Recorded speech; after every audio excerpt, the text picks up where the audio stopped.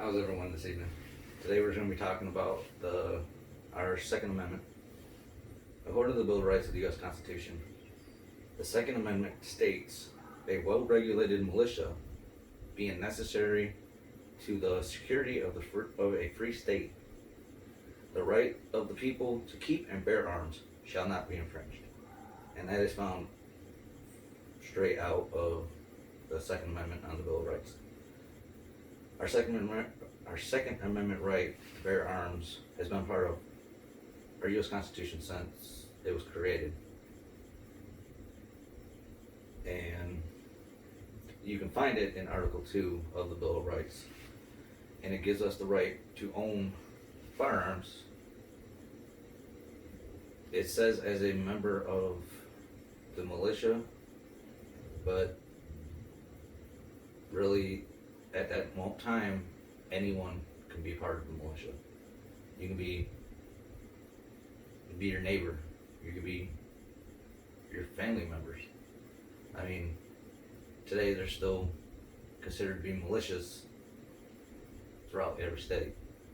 I should know because my father-in-law is a member of one. But Democratic officials think that making gun controls stronger and to take away our Second Amendment right completely would change gun violence throughout our country. But what most people don't know is that most of the guns used in gun-related crimes are obtained illegally. Only about 7% of those guns are obtained legally by the person that committed the crime. And they also use into the statistics that they don't rule out the fact that a gun was used during a suicide. They use that as part of the death by guns within in our country, which takes up about 3/4 of the death rate of the guns in our country. You're more likely to die on a train than you are with a gun, unless you do it yourself. There was a survey done in 2006 that states that out of the 287,000 prisoners that were confined within that prison, 7% had purchased their guns under their own name and legally. So that leaves a total of 93% of them were illegally. So you take away the guns, it's not going to change anything. It's just, it might make it a little harder to get a hold of a gun, but on the streets you can get a gun. It'd be easy for you to get a gun. It's harder to get a gun legally than it is to buy one off the streets.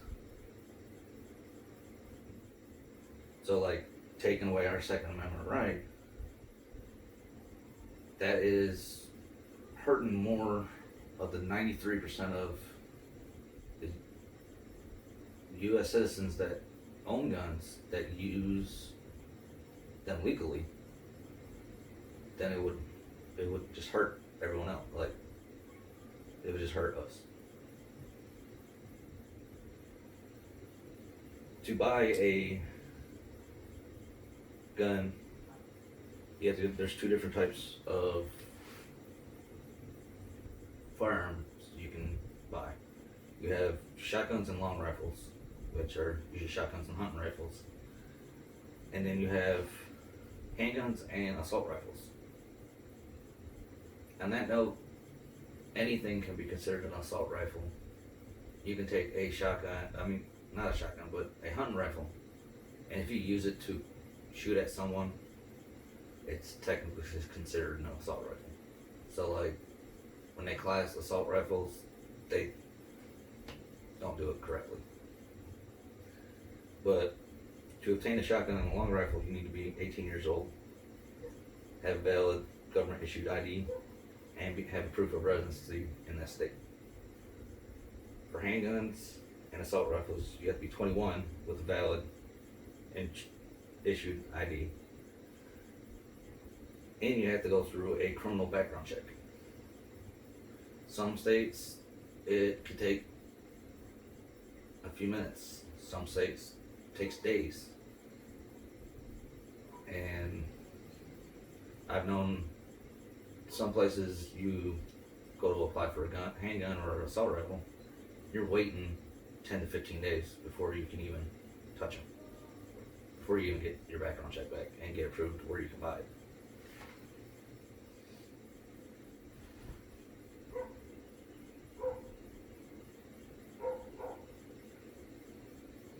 So, if you think about it, today, if you take away our guns,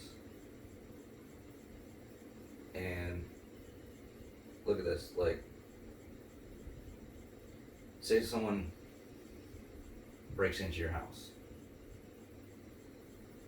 you're more likely to scare off that intruder if you have a possession of a gun than if you didn't. Because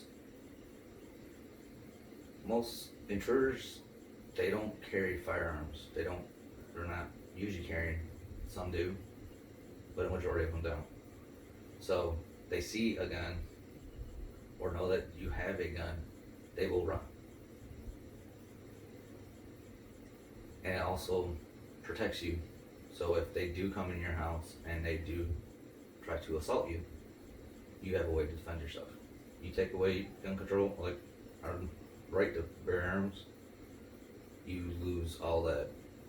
Like, you would have no protection other than your own fists. But like with me, my kids, I work, so my 16-year-old is the one that watches my kid, the rest of my house while I'm gone. I feel more comfortable knowing that she has access to one of my guns to defend her and her siblings than nothing, because she can't fight off of them. I'm sure none of my kids can.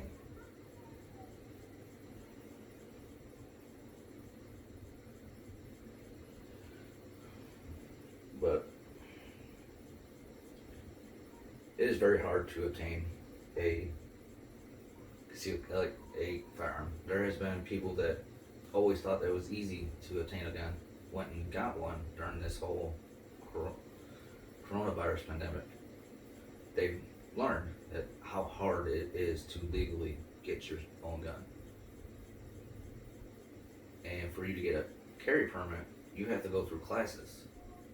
It's a 40-hour class I had to go through to be able to carry my gun. It's not that easy. They think it is, but it's not. Yeah, I have an AR, which, if you actually want to be specific, the AR part of an AR-15 does not mean assault rifle. It means hammer-like rifle. It's the person that made it, that created it, so they named it after them. Just because it has AR in front of it doesn't mean it's an assault rifle. It means an assault rifle. Yeah, it is an assault rifle, but I can shoot bigger rounds out of my hunting rifle than I can my AR.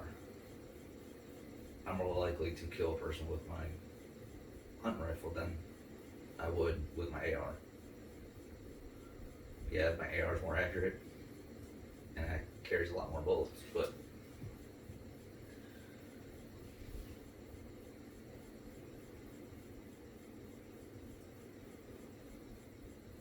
on a personal note, people think that taking our right to bear arms or make tougher gun control laws stop mass shootings or gun violence in general. But it won't. States with tougher gun control laws have more gun violence than states that don't. And my personal opinion, I think it's they have more because they don't restrict people from being able to defend themselves when they need to. But if you think about it, a criminal doesn't care. They will get a gun wherever they can, and most of the time they're getting it illegal. So it's not going to keep guns off our streets. It's just going to make it harder for legal, law-abiding citizens to pretty much defend themselves if they need to.